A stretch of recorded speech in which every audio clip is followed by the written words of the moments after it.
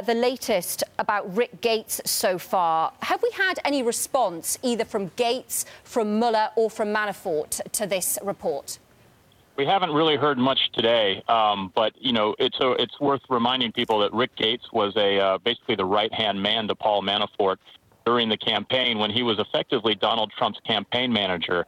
And even after Manafort left the campaign, Rick Gates continued to be a senior official at the Republican National Committee. So he's not exactly a household name to a lot of people, even to people who have been following this case very more closely. But he is someone who knows quite a bit about how the campaign worked. He knows quite a bit about how the early months of the presidency were functioning.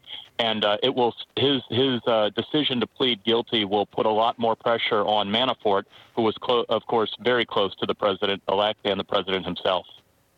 Yeah, if Gates does indeed decide to plead guilty, Bill, I'm wondering what the domino effect would be here. Would it mean prosecutors putting pressure on Manafort? And if so, what could that mean for the administration and also for President Trump's inner circle?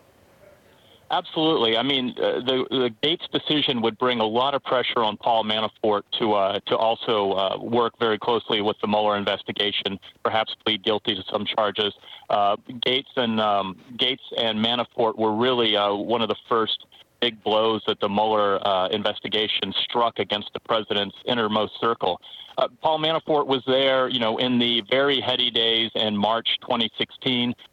When Trump's campaign had a lot of support, but was not clear that it was very well organized and could head into the convention without losing a lot of the delegates needed to get the nomination. Paul Manafort was brought on to make sure those delegates stayed with the campaign, to make sure Donald Trump sealed the Republican nomination, and then went on to win the election.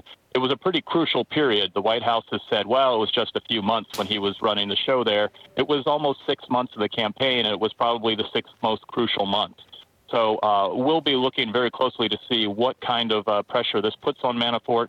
Manafort was he sat with the president every single day. He was the face of the campaign. He spoke to the president even after leaving. So he would have a lot of inside knowledge that the special counsel would be interested in hearing about.